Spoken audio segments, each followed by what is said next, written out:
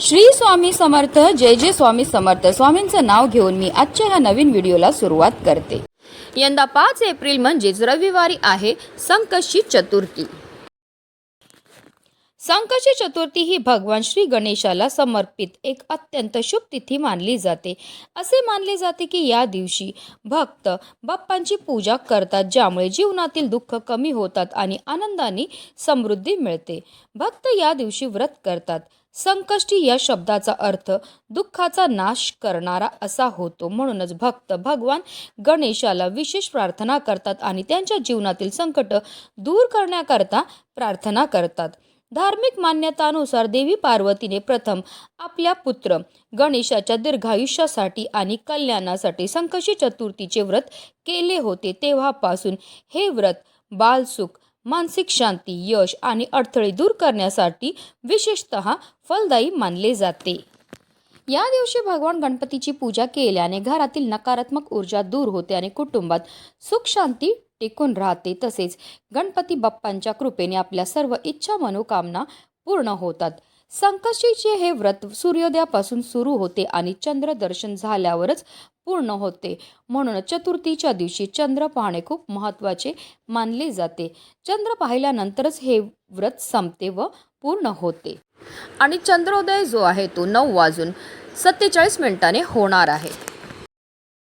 गणपती बाप्पाला संकटनाशक म्हणतात. कोणतेही प्रकारचे संकट असल्यास बाप्पाची पूजा केल्याने संकटापासून मुक्ती मिळते. तसेच गणपतीला बुद्धीचा देवता मानल्याने या दिवशी विद्यार्थ्यांनी गणेशाची पूजा आणि दर्शन घेतल्याने त्यांना ज्ञान आणि बुद्धी मिळते.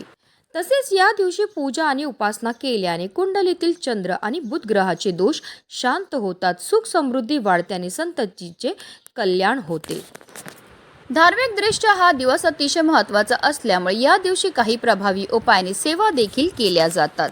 आणि म्हणून संकष्टी चतुर्थीच्या दिवशी तुम्ही व्रत नाही केलं तरीही चालेल, पण प्रत्येकाने आपल्या मुलांच्या उज्ज्वल भविष्यासाठी करा 108 हिरव्या मुगांचा जबरदस्त उपाय. हा उपाय केल्यामुळे आपल्या मुलांच्या आयुष्यामध्ये असणारे सर्व संकट, विघ्न, दोष दूर होणारच आहेत, पण त्यांची प्रत्येक क्षेत्रामध्ये भरभरून अशी प्रगती होणार आहे. आपल्या मुलांवर कधीही कोणत्याही प्रकारचं वाईट संकट हे येणार नाही. तर हा 108 हिरव्या मुगांचा उपाय आपल्याला कसा करायचा आहे, कोणत्या वेळेत करायचं, त्याबद्दल सविस्तर आणि महत्त्वाची अशी माहिती मी तुम्हाला या व्हिडिओमध्ये देणार आहे. तर व्हिडिओ पूर्ण पहा आणि जर चॅनलवर नवीन असतील तर चॅनलला सबस्क्राईब करा आणि कमेंटमध्ये ओम गणपतये नमः लिहायला विसरू नका.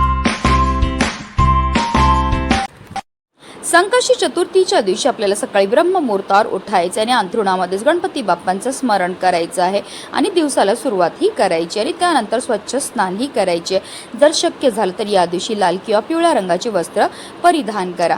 त्यानंतर आपल्याला सर्वप्रथम देवघरामध्ये दिवा हा प्रज्वलित करून घ्यायचा आहे, कारण कोणतीही सेवा किंवा कोणताही उपाय जर आपण अग्नीच्या साक्षीने केला तर त्यामध्ये आपल्याला निश्चित सफलताही प्राप्त होत असते. त्यानंतर आपल्याला सूर्यदेवांना जल अर्पण करायचं आहे आणि आपल्याला विधिवत देवपूजाही करून घ्यायची आहे. जर तुमच्याकडे गणपती बाप्पांची मूर्ती असेल तर त्यांना तामनामध्ये घ्यायचं आहे आणि त्यांच्यावर आपल्याला जलाभिषेक किंवा पंचामृताने अभिषेक हा करायचा. 11 पळी पाणी आपल्याला गणपती बाप्पांवर अर्पण करायचे. प्रत्येक पळी पाणी अर्पण करताना आपल्याला ओम गणपतये नमः या मंत्राचा जप हा करायचा आहे आणि त्यानंतर गणपती बाप्पांच्या मूर्तीला स्वच्छ पुसून पुन्हा त्यांच्या स्थानावर ठेवायचे. गणपती बाप्पांना हळद, कुंकू, अक्षदा, धूपदीप, अगरबत्ती दाखवून घ्यायची आहे.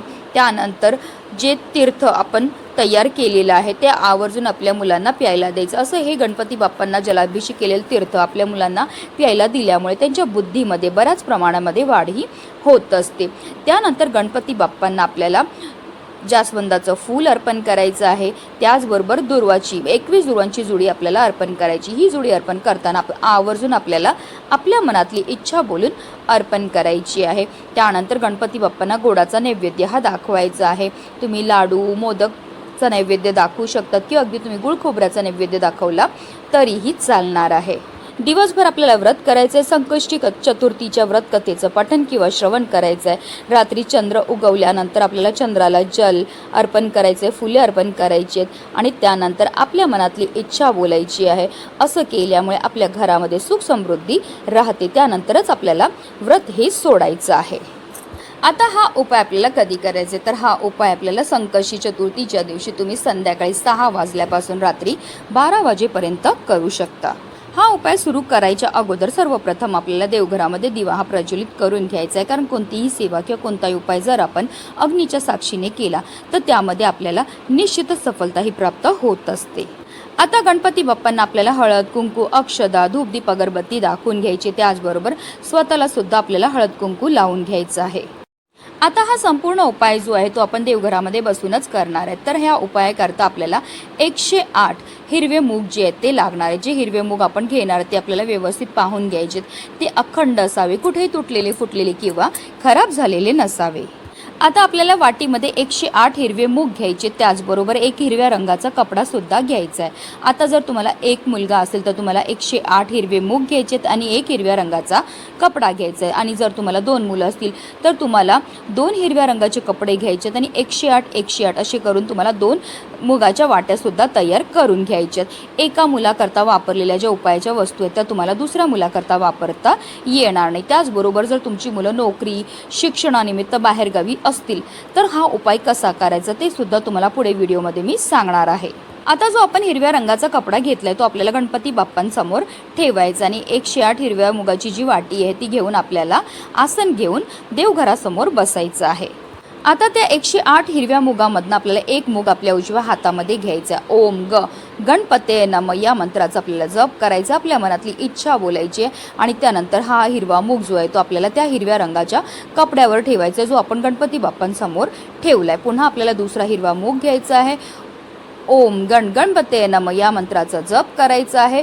त्याचबरोबर आपल्या मनातली इच्छा बोलून तो हिरवा मूग आपल्याला त्या हिरव्या रंगाच्या कपड्यावर ठेवायचं. अशा रीतीने आपल्याला 108 वेळा हिरवे मूग आपल्या उजव्या हातामध्ये घ्यायचे. 108 वेळा आपल्याला ओम गणपते नम या मंत्राचा जप करायचा आहे आणि 108 वेळा आपल्या मनातली इच्छा बोलून आपल्याला हे हिरवे मूग जे आहेत ते त्या हिरव्या रंगाच्या कपड्यावर ठेवायचे आहेत. आता जे 108 हिरवे मूग आपण त्या हिरव्या रंगाच्या कपड्यावर ठेवलेले त्याची एक पोटली ही तयार करून घ्यायची आणि ही पोटली आपल्याला गणपती बाप्पांसमोरच ठेवायची आणि त्यानंतर हात जोडून मनोभावे आपल्याला गणपती बाप्पांना प्रार्थना करायची. आपल्या मुलांच्या आयुष्यामध्ये असणारे जे संकट आहेत, विघ्न आहेत, दोष आहे, दारिद्र्य आहे ते दूर करण्याकरता मनोभावे प्रार्थनाही करायची आहे. किंवा आपल्या मुलांची एखादी इच्छा असेल जी काही केलेल्या पूर्ण होत नसेल तर ती इच्छा पूर्ती करण्याकरता आपल्याला गणपती बाप्पांना प्रार्थनाही करायची आहे. त्यानंतर रात्री जेव्हा आपली मुलं झोपायला जाणार आहेत तेव्हा ही पोटली गणपती बाप्पांजवळ आपल्याला उचलायची आणि त्यांच्या उशाखाली नेऊन ठेवायची. आता तुम्हाला एक मुलगा असेल तर एक पोटली तुम्हाला मुलांच्या उशाखाली नेऊन ठेवायची. 2 मुलं असतील तर 2 मुलांकरता वेगवेगळ्या 2 पोटल्या तयार करायच्यात आणि त्यांच्या उशाखाली ठेवायच्यात.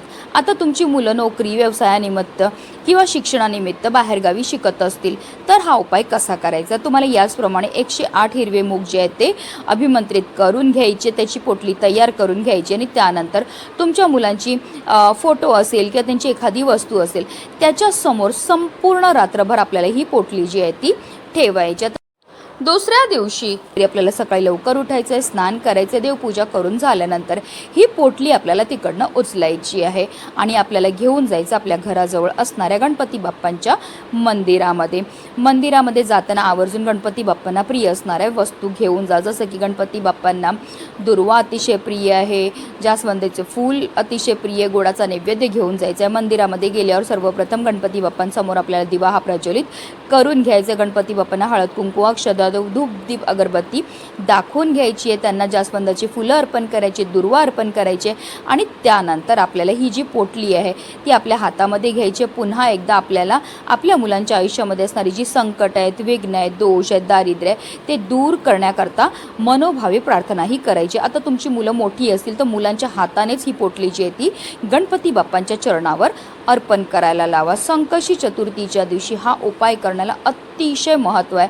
कारण संकष्टी चतुर्थीच्या दिवशी नेहमीच्या तुलनेत गणेश तत्व जे आहे ते 1000 सहस्त्रपटीने जास्त कार्यरत असतात आणि जर उपाय हा आपण मंदिरामध्ये जाऊन केला तर केलेल्या उपायाचं आपल्याला अतिशीघ्र फळ प्राप्त होत असतं. आपल्या मुलांच्या आयुष्यामध्ये असणारी सर्व संकट, विघ्न, दुःख, दारिद्र्य दूर होऊन त्यांची प्रत्येक क्षेत्रामध्ये भरभरून अशी प्रगती होणार आहे. म्हणूनच व्हिडिओ जास्तीत जास्त लोकांपर्यंत शेअर करा जेणेकरून प्रत्येकाच्या मुलाच्या आयुष्याचं कल्याण हो हीच मनामध्ये इच्छा.